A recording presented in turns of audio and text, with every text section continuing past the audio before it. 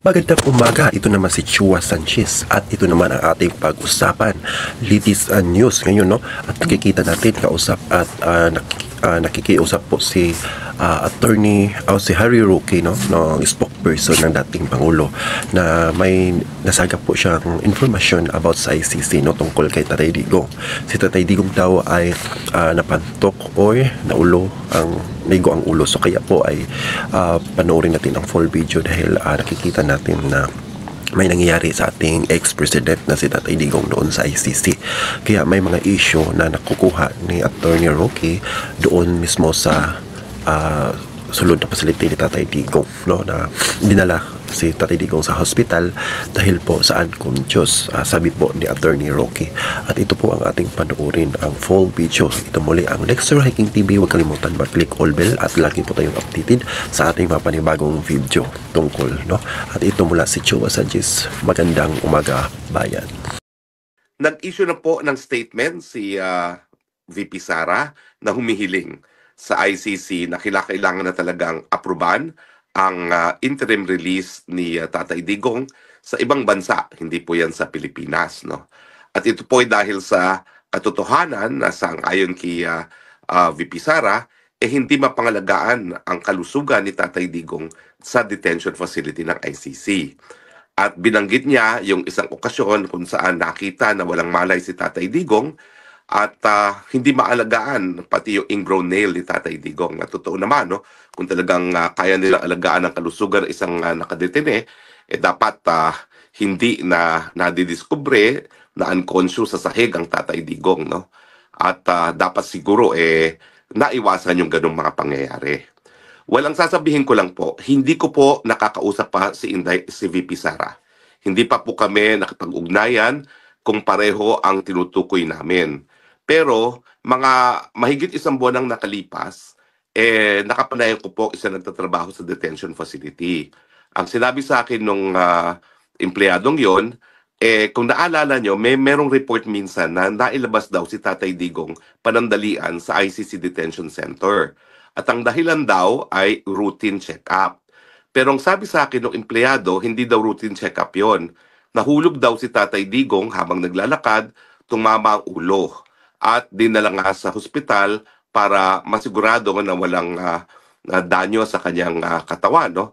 At ang rinig ko, binigyan din siya ng tinatawag na MRI, no? Kung titingnan kung merong apekto sa ulo dahil tumama daw pong ulo. Now, ang request naman po ng tao, ipagbigay alam ko raw sa pamilya dahil hindi niya alam kung sinabi sa pamilya itong pangyayari ito kay Tatay Digong, no? At ako naman po ay sinunod ko yung request. Pinarating ko po yung impormasyon na yan kay VP Sara. Hindi ko po alam kung ito yung impormasyon na sinasabi ngayon ni VP Sara, no? Basta ako, pinarating ko sa kanya at iniwan ko na po sa kanya yan kung anong gagawin niya sa impormasyon na yan dahil alam niyo naman po, no, anything about health is covered by the right to privacy, no? So bahala na ang pamilya mag-process ng ganyang impormasyon kasi hindi ko naman alam kung talagang hindi sinabi sa kanila, no? At hindi ko naman tinanong. Basta ako sinabi ko yung impormasyon dahil yan naman yung pinangako ko dun sa informante na nagsabi sa akin. So ulitin ko po, hindi ko alam kung parehong tinutukoy naming okasyon ni VP Sara, pero may ganyang impormasyon po na pinarating sa akin na ang request ay iparating naman kay VP Sara. At bahala na po si Inday Sara, si VP Sara mag-confirm kung kapareho kaming insidenteng sinasabi, no? Pero ang malinaw po talaga, kung talaga nangyari ang insidenteng yan, talaga pong bagamat meron silang clinic dyan sa detention facility, hindi po sapat yung clinic na yan para pangalagaan nga po ang kalusugan ni Tatay Digong. In fact, gaya na aking sinabi sa aking title, mukhang banta po sa kalusugan ni Tatay Digong ang pananatili sa detention facility, no? Now, meron pang sinasabi si VP Sara na ingrown nail man lang, hindi nila maasikaso. Paano pa yung mga seryosong mga medical na pangangailangan ni Tatay Digong? Ang katotohanan po at 80 si Tatay Digong, kinakailangan na talaga ng 24-hour assistance, no? Kinakailangan na ako hindi full-time nurse, caregiver. Kasi ako naman po, nag-alaga rin ako ng mga magulang ko, ng aking tiya na matandang dalaga. if talaga naman pong when they hit 80, meron akong isang midwife na talagang nag-aalaga sa kanila. One at a time lang naman po dahil hindi naman sila sabay-sabay na naging nagkakasakit at nagiging bedridden. Pero lahat po ng inalagaan ko dumaan sa punto talaga na kailangan ng full-time caregiver. At yan po siguro ngayon ang hinihingi ni VP Sara doon sa kanyang panawagan na kinakailangan na talagang bigyan siya ng interim release dahil sa interim release at least makakakuha sila ng full-time caregiver, nurse or midwife, pero yung susubaybay kay Tatay Digong at masisiguro na hindi naman siya matutumba at mawawalan ng malay sa sahig. No?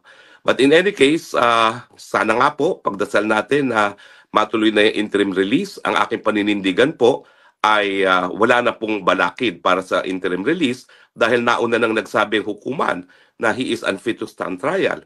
If he is already unfit to stand trial, ano pang gagawin niya sa kulungan? No?